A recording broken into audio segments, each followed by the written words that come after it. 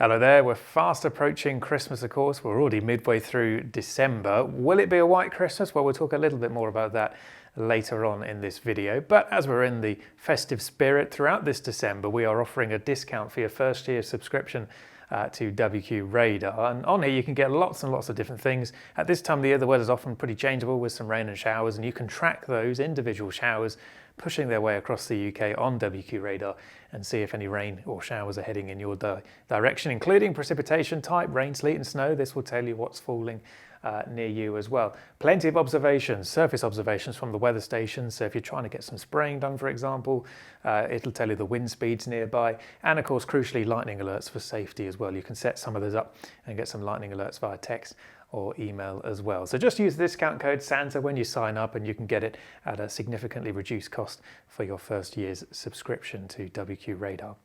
But it is quite a changeable week of weather, quite unsettled at the moment. Generally mild. After a cold start to the month, things have picked up temperature-wise over the last few days. And that's because we've got a very active jet here, as you can see, spanning right the way across the North Atlantic from Canada and aimed directly at the UK. And when you get these dips in the jet stream here, that's where we can spin up areas of low pressure. So we're going to see quite a number of those developing this week and heading towards, if not close to, the UK over the next few days. And Wednesday is a pretty good example of that. So this is quite a small but quite a potent area of low pressure developing underneath the favourable part of the jet stream during Wednesday, and this is going to drive its way north through the Republic of Ireland through the day. Around this, some pretty strong winds could see gusts of 50 to maybe as high as 70 along some of the coasts around Ireland, and indeed some western parts of England and Wales into western Scotland too, as that continues to lift north. Notice by the end of the day the isobars have reduced. It's a bit slacker looking, so it is weakening eventually by the end of Wednesday, and it will push this band of rain eastwards across the UK. So for all of us on Wednesday, there'll be some rain coming through, quite breezy conditions, and if you're further west, it's pretty windy really, followed by some blustery showers later on in the day.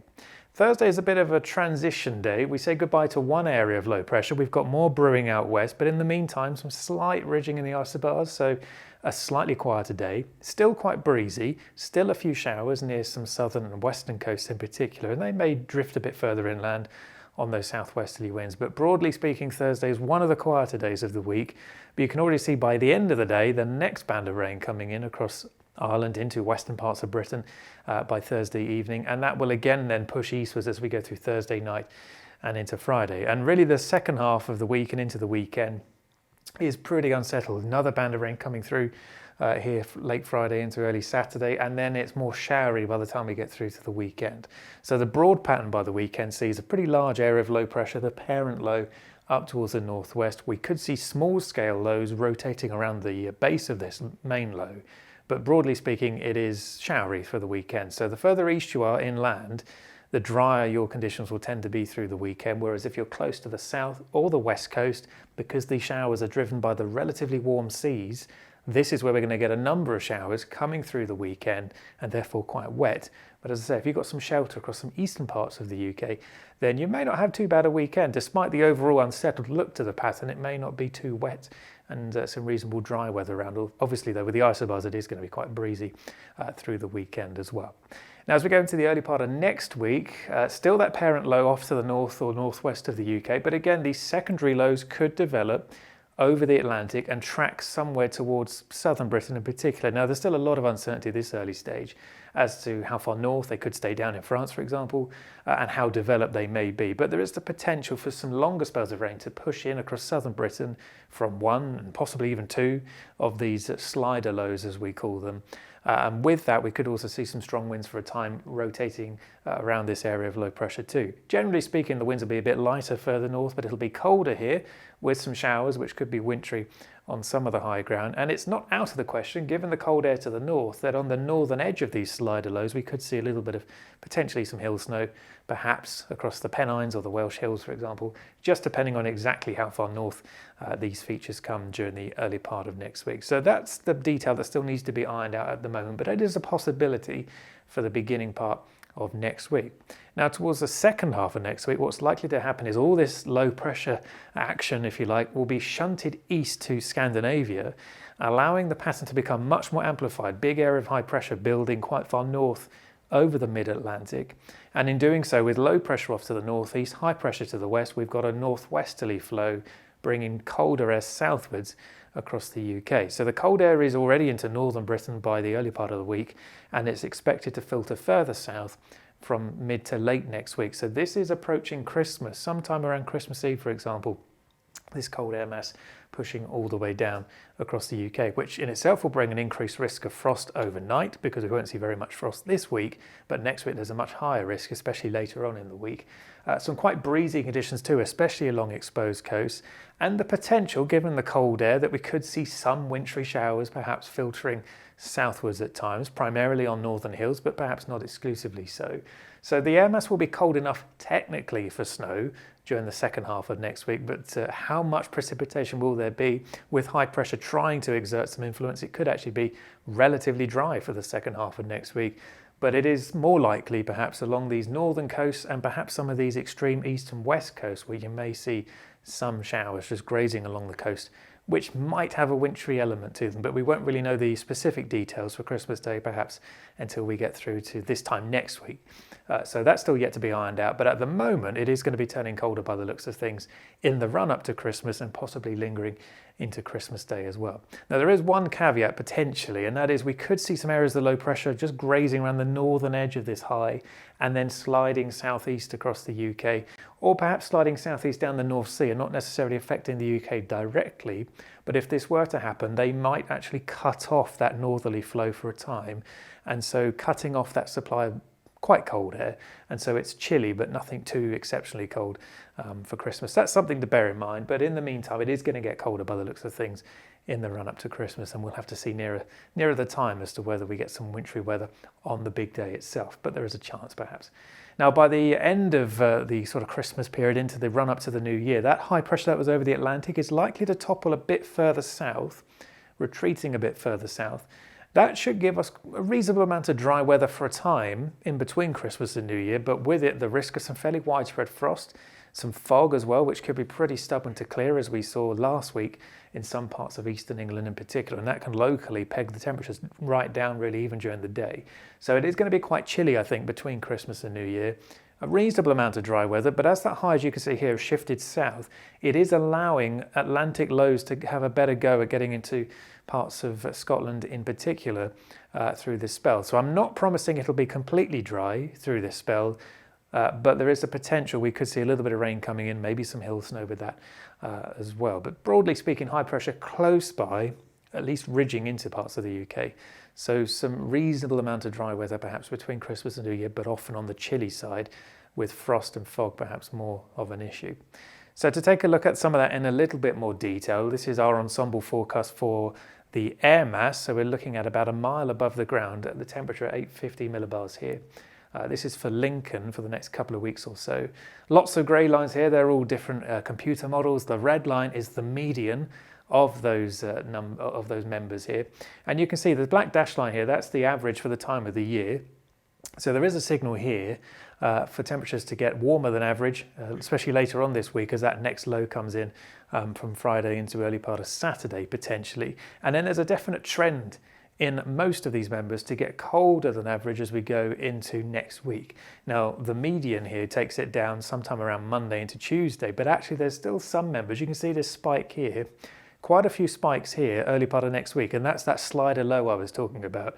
So some of these computer models keep the low to the south of the UK or don't develop it at all, and that means we'll go into the colder air mass quicker. But if that slider low were to push in early part of next week into southern Britain, then it will stop that transfer back to cold weather perhaps for a couple of days before eventually they sort of join in later on in the week. So that early part of the week a bit questionable really as to how quickly we might pull that colder air across southern parts of the UK. But broadly speaking, a lot of these members clustering on that colder than average period here, pretty much in the run up to Christmas and beyond, staying pretty chilly. There are still those some members dotted about here that are trying to bring back milder air in off the Atlantic. So it is not completely set in stone that it will be cold and therefore a chilly Christmas and New Year, but broadly speaking most of the computer models are suggesting it'll be pretty chilly through this period, but there are just a few caveats that we might get some slightly milder air at times trying to come in around the top of that area of high pressure. So this is how things are looking for that period late after Christmas towards the new year, 28th of December to the 3rd of January here.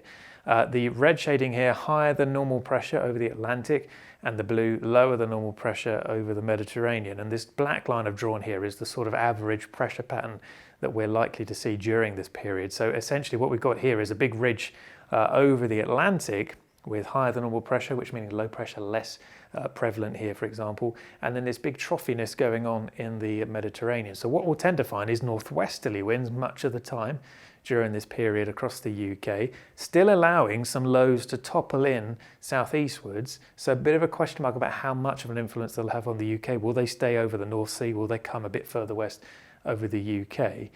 But broadly speaking, drier than normal conditions probably most likely across the UK during the latter part of December towards the new year. But you can see pretty unsettled conditions with wetter than average conditions across southern Europe, where we've got that troughiness going on during this time frame. And quite a clear signal here for some pretty chilly conditions across Western Europe late December towards the new year. Whereas on the forward side, where we've got more of a southerly flow going on, then we've got those above average temperatures across Eastern Europe. Now, there's a lot of uncertainty once we get into January as to how things are likely to develop. At the moment, there's a fairly good signal for high pressure to build across Russia into Scandinavia. But equally, there's been this signal for a while now that the Atlantic may try to push back in a bit more as we go into January, and in theory, turn it more unsettled, wet and windy, and potentially a bit milder as well into January too. So the lower than normal pressure here implying a fairly active sort of mobile pattern coming in off the Atlantic. However, the caveat is if this Scandinavian high builds more strongly than this shows and extends a bit further west, then that will ultimately block these lows from coming in off the Atlantic. They'll probably be forced to slide southwards to the west of the UK, which would give us potentially drier conditions, but also much colder conditions if that came off. Right now, the most likely solution is it turns wetter and windier into January with some rain and showers at times, some strong winds potentially too, and therefore milder at times as well. But it's just a small chance we could go into a colder, more blocked phase, and it's something we're keeping a close eye on. So you can see the green showing up across the UK indicating wetter than average conditions here, but with that high pressure further east, then there's a signal here for drier than average conditions into the beginning of January. So just to recap then, it is broadly unsettled until the early part of next week, especially in the south early next week, where we could see some further rain and strong winds, but then turning colder as we approach Christmas with a return to frosty conditions most nights. And as I say, it could be a little bit of wintry showers around, especially in the north, but not exclusively so. We'll have to see nearer the time as to how things play out. Often chilly between Christmas and New Year, fog and frost being a feature quite often here. But as I say, there could be a little bit of rain at times as those lows topple in around the top of that ridge of high pressure. And then a lot of uncertainty into early January, but the most likely scenario at the moment is that it turns increasingly unsettled. But as I say, there's still a lot to be ironed out between now and then, still a few weeks away. We've been showing you this graphic for the last few weeks, looking ahead to the Christmas period. On the left-hand side here, the chance of being above average by 2.5 degrees or more for the 3-day period between Christmas Eve and Boxing Day averaged altogether.